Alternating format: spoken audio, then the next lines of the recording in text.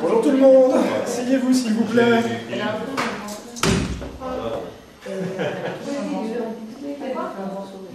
Asseyez-vous, putain de merde!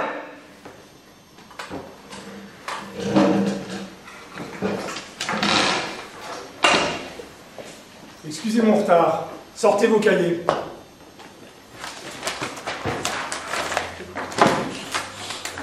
Aujourd'hui, nous allons parler de la pipe. Est-ce que quelqu'un ici peut me dire ce qu'est une pipe? C'est quelque chose de bon. De bon. Intéressant, mais encore. D'humide. D'humide. Ça dépend comment on la préfère, mais généralement elle est quand même meilleure quand elle est sèche. Vous voulez dire avec du latex dessus? Quoi? Bon, c'est sans importance. Sinon, est-ce que quelqu'un parmi vous a déjà eu le plaisir de goûter au plaisir de la pipe? Nous avons des experts peut-être. Je sais que vous êtes jeunes, mais je voudrais vraiment vous initier à ça. C'est pour ça que j'aimerais qu'on se fasse maintenant tous ensemble une bonne pipe.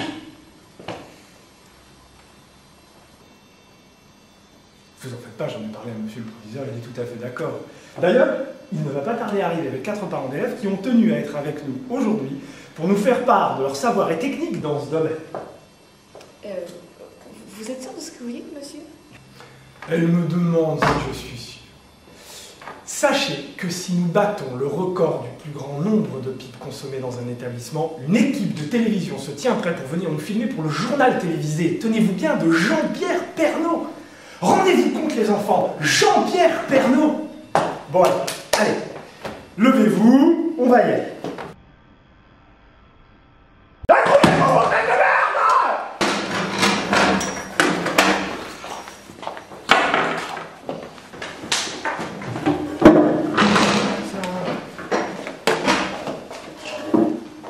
Alors, qui veut commencer?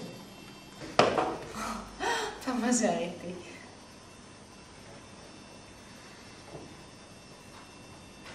Vous savez, je voudrais dire un mot concernant ce petit objet que je tiens en ma main. La pipe. C'est une véritable institution.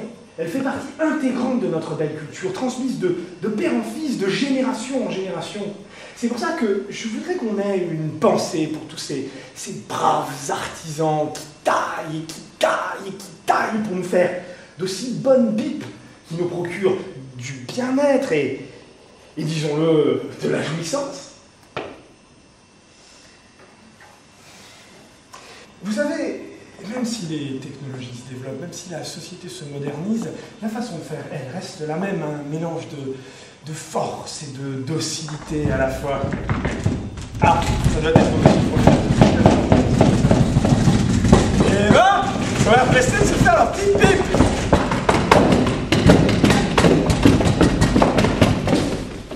Personne ne bouge. Ceci est une prise d'otage pour notre vénérable déesse.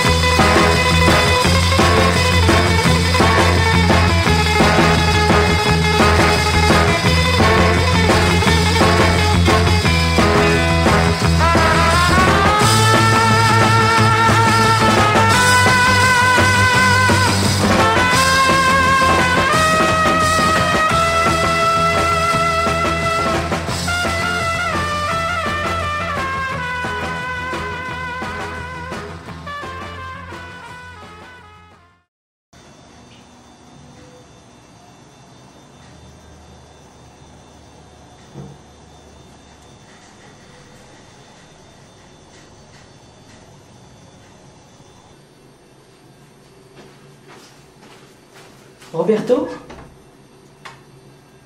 Oui. où est-ce que tu vas comme ça? Eh bien, j'avais l'intention de... Et l'entraînement dans tout ça? Je te signale que le championnat du monde des moins de 12 ans commence dans seulement 6 mois. Et si jamais j'ai envie de devenir champion du monde un jour, il faudra que je m'entraîne. J'ai la chance de connaître un technicien du football international comme toi. Il faut que j'en profite. L'entraînement.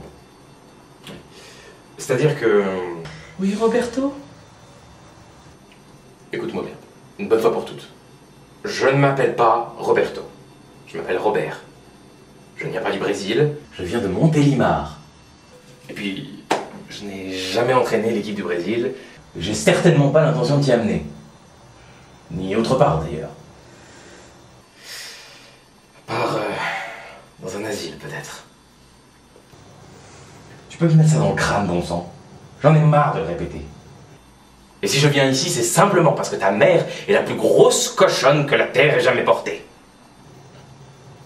Elle adore la boule, cette femme.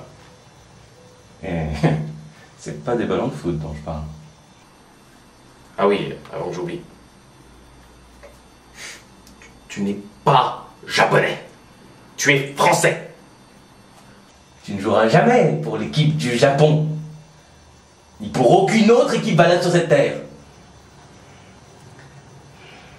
Pourquoi tu dis ça, Roberto? Pourquoi? Je suis pas assez... Je suis pas prêt pour suivre ton entraînement, c'est ça? Je ne suis pas digne, c'est ça? Bon, je reviens.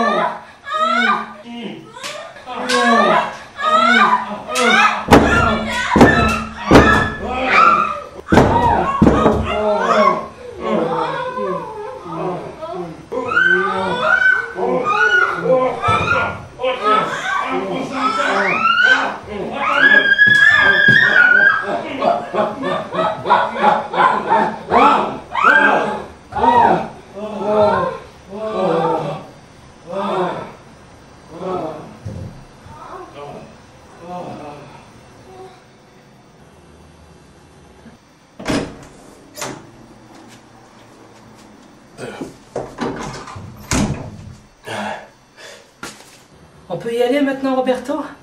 Vas-y, entraîne-moi. Entraîne-moi, Roberto. Et emmène-moi à la gloire ultime de la Coupe du Monde. Le sexe vaut le coup. Le sexe vaut le coup.